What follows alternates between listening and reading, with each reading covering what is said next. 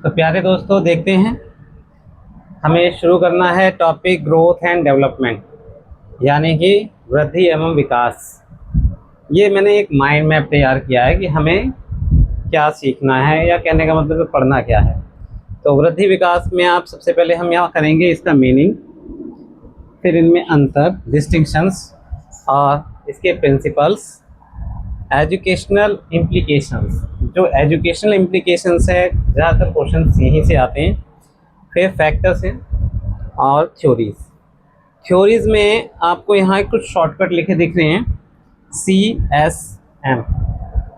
तो C means cognitive, social और moral, और P से पियाजे, वाइगोस्की एंड पहलबाउ। हमें इनकी थ्योरीज आगे पढ़नी है, उसके लिए अलग क्लासेस होंगी, लेकिन यहाँ ग्रोथ एंड डेवलपमेंट में हमें देखना है।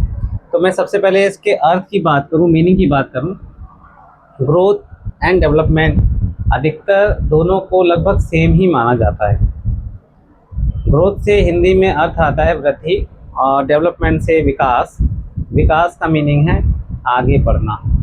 अगर इस शब्द से सभी परिचित हैं, क्योंकि टीवी में, न्यूज़पेपर पे, या फिर हम 10th क्लास तक भी बार बार इस बात को सुनते हैं, इकोनॉमिक डेवलपमेंट के रूप में। आर्थिक विकास न्यूज़ में तो डेली आता है, चर्चाएं होती हैं, कई देशों के साथ होती हैं। तो यहाँ ये बाल विकास से जुड़ा हुआ है। आर्थिक विकास के साथ अगर अर्थ के साथ जुड़ेगा, यानी इकोनॉमिक एक्टिविटीज़ के साथ जुड़ेगा, तो वह इसका मीनिंग आर्थिक गतिविधि से हो जाएगा। या बाल विकास से मतलब है किसी बच्चे का शारीरिक, मानसिक, सामाजिक जो विकास हो रहा है, उससे तात्पर्य है। तो ग्रोथ का मीनिंग देखें, वृद्धि। वृद्धि कैसी हो सकती है?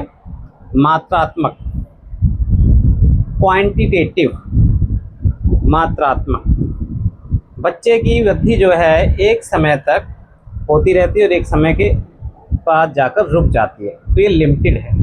अब साथ में हम इसमें अंतर भी देख रहे हैं, यानी कि लिमिटेड है। और जबकि विकास जो है एक निरंतर चलने वाली प्रक्रिया है, जो जन्म से शुरू होकर और व्यक्ति के मरने तक चलती ही रहती है। और ये ग्रोथ जो है वो इस विकास में शामिल है। तो यहाँ विकास एक व्यापक अर्थ लेकर आता है, जिसमें सारी चीज़ें शामिल हो जाती हैं और जो निरंतर चलती रहती है। उसी पर कुछ सिद्धांत हैं। सिद्धांत को मैं शॉर्टकट में ही डिस्कस करना चाहूँगा, क्योंकि इसको फिर एक्सप्लेन करेंगे, हम देखेंगे इनका अर्थ को और जोड़ेंगे। कंटिन्यूटी, निरंतरता, lack of uniformity in the development rate, यानी कि बाल विकास की दरों में भिन्नता देखी जाती है। इंडिविजुअल डिफरेंसेस, यानी कि बालक सभी अलग हैं।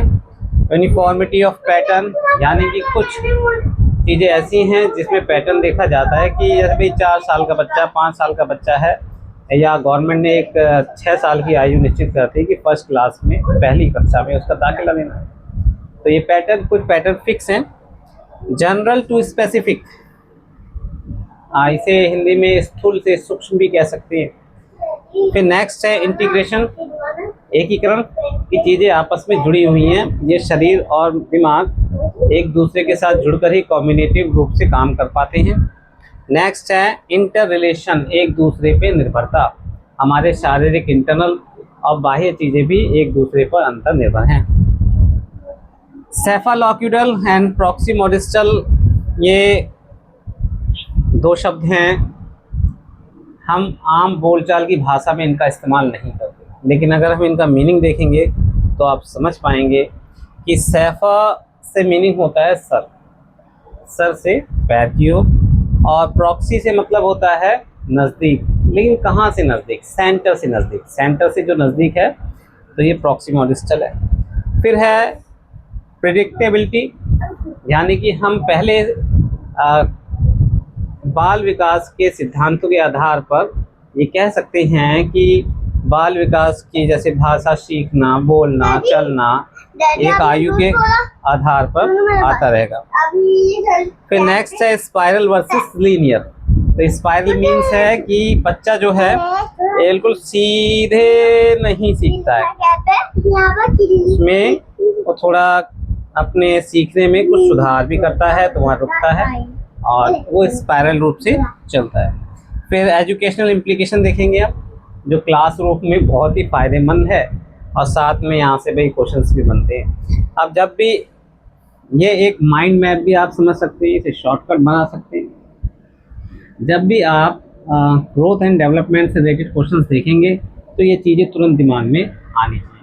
हाँ, ये इंग्लिश में है, साथ में आपको इनके हिंदी के मीनिंग भी पता होने चाहिए। बहुत सारे बच्चे हैं जो हिंदी में ही तैयारी कर रहे हैं और इंग्लिश वाले बच्चे में अनेकों किताबें हैं, अनेकों टीचर्स पढ़ा रहे हैं। जहाँ से आपको अच्छा लगे आप इन चीज़ों को सीख सकते हैं। सभी जगह इन चीज़ों के मीनिंग एक जैसे हैं। Thank you.